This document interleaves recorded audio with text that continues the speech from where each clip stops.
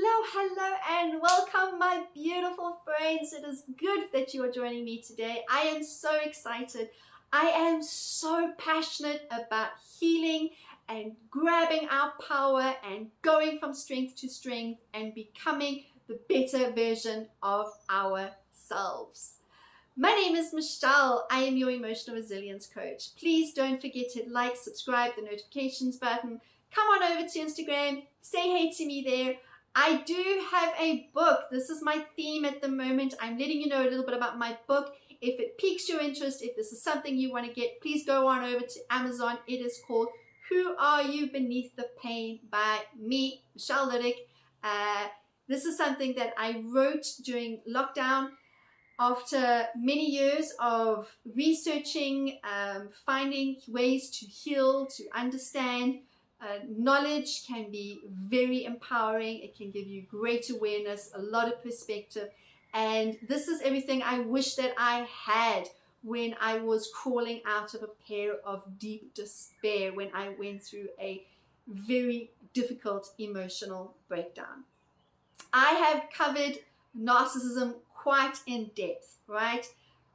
Please do go back and check out some of those videos if that is something that you are interested in. But right now, for today, I am moving a little bit away from the narcissist, and I'm looking at a different trauma response and something that we can explore a little bit.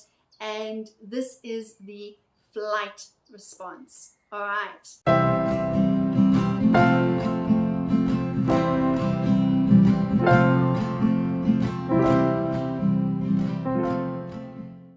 I write, run, go, do, hide, don't come out. The need to be busy and the need to do it all on our own is a trauma response too. The flight response is when we are living in a state of denial.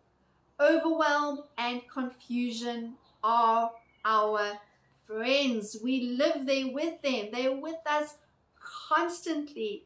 It's too much is coming at us at once.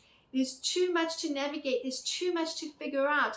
And part of what is happening is because we are continually distracting ourselves with extra things and not learning to be still and with ourselves, we are spinning. We are in the state of, oh my gosh, it's all too much. What do I do now? What next, right? We ultimately do not want to face what is actually going on with us.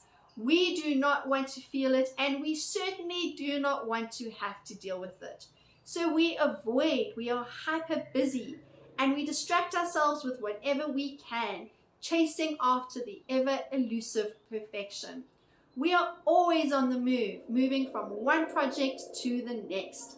We do not know how to rest because then our feelings might just catch up with us, and we really don't want to have to deal with that. That seems scary and more overwhelming than we have time for.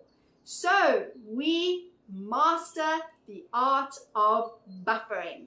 Okay, so this is again not for you to judge yourself and not for you to beat down on yourself and not for you to enter a fight or a war with yourself. This is just so that you know and just so that you can be aware. So when you catch yourself in it, you can maybe ask yourself, hey, what is actually going on here? What is it that I am going through currently that I just don't want to deal with, I don't want to sit with, I don't want to look at, I don't want to make time for, and so I am distracting myself, which is not working because it's not going away, right? It might temporarily relieve you from it, but it's always hanging out there in the background going, yoo-hoo, hi, it's me, we need to have this conversation, we need to figure this out, we need to get to the bottom of what's going on with us. All right, so what is buffering? Buffering is anything that is distracting. It is the way we anesthetize ourselves so that we don't have to face all that we are running from. And it can look like, not exclusive to, but food, alcohol, drugs, sex, pornography, social media, shopping for hours, even online, are just some of the ways that we keep ourselves so busy and so involved that we do not have to deal with what is actually happening, which is by now most likely a lot, because it has just stacked up, because we haven't dealt with any of it. We have pushed it aside, we have pushed it swept it under the carpet. We've tried to find ways to not have to deal with it, to not have to focus with it, to not have to sit with it. And so because of this, there is now a stack of stuff that we need to go through. So we are addicted to anything that helps us not to have to feel or not to have to deal with the hard, right? It's not really our fault. Our brains are wired to seek pleasure and avoid pain. So this is why we do these things, because we feel pain is going to be the death of me and pleasure is going to keep me alive and keep me going, right? On a very primal subconscious level, this is what is happening. So let me just entertain myself and let me look for the good and let me look and enjoy all the wonderful, distracting, amazing things that life has to offer. But meanwhile, the pain is sitting there in the corner going, all right, you do that and I'll just hang out right here and I'm not going anywhere, because, well, we haven't had that conversation yet, right? So kind of picture it as that person who's like, yep, we're going to talk about it.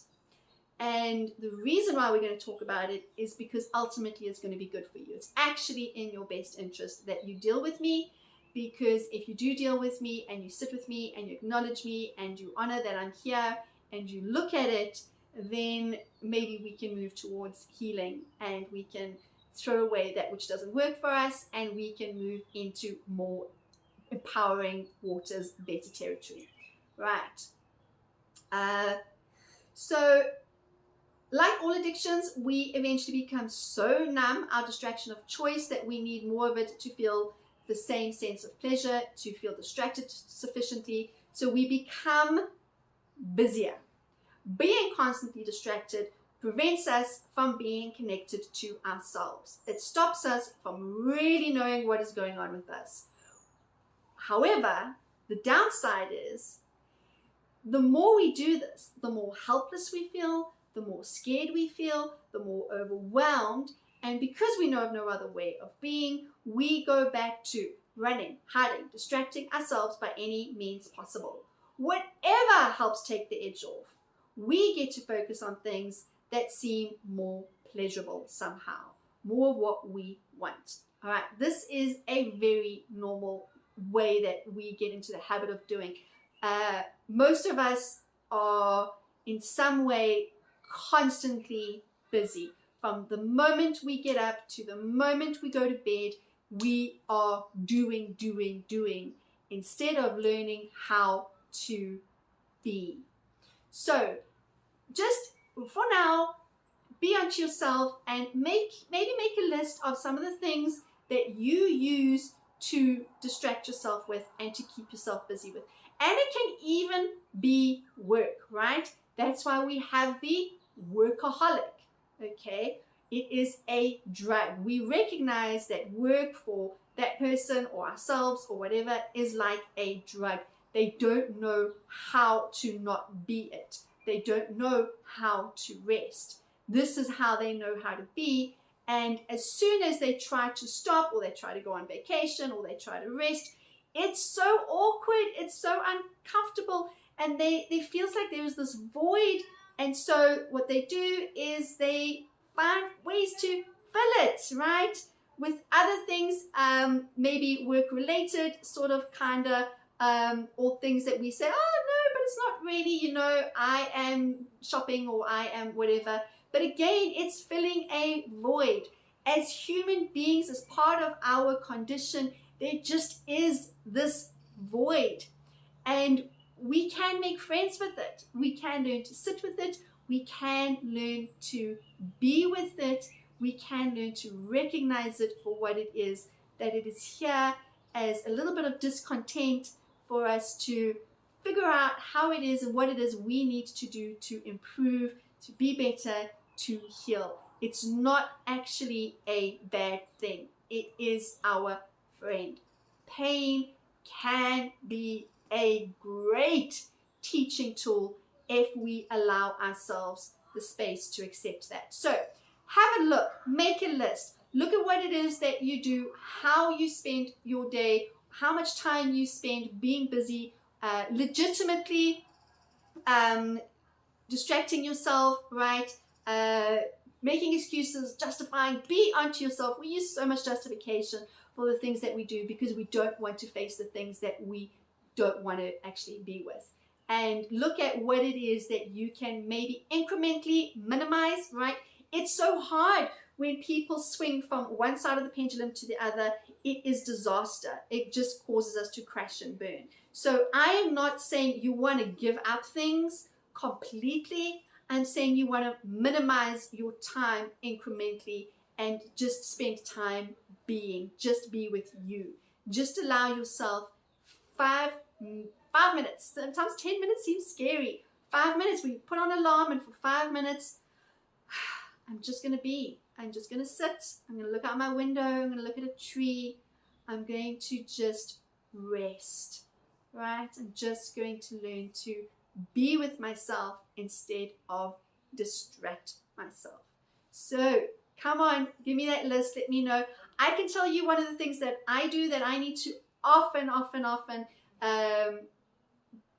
really get real with myself and say, hey, it's now rest time.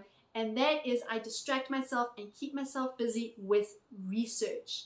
I research and listen to podcasts and read articles and textbooks and books and so much stuff and information on all of these topics that I'm so passionate about. And I just overload on information constantly to the point where some days I have immense brain fog because I'm not allowing my brain to rest. But I keep going and I keep pushing and I get cross with myself and I'm like, nobody's got time for this. I'm going to keep going, keep learning, keep reading, and I don't allow myself the opportunity to rest.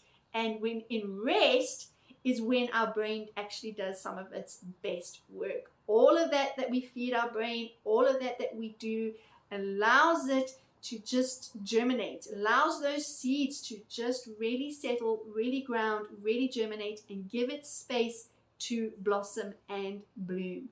Rest is so important. So instead of just resting, what is it that you do? Let me know in the comments. Come on over to Instagram, say hey to me there. This is just for you to be aware. Awareness is key. All right, let's take a deep breath together. And out. Pat yourself on the back. Give yourself a hug. Give yourself a high five. Something, celebrate, because you really are doing better than you realize. Take a step forward. Have an amazing day. And just love yourself anyway.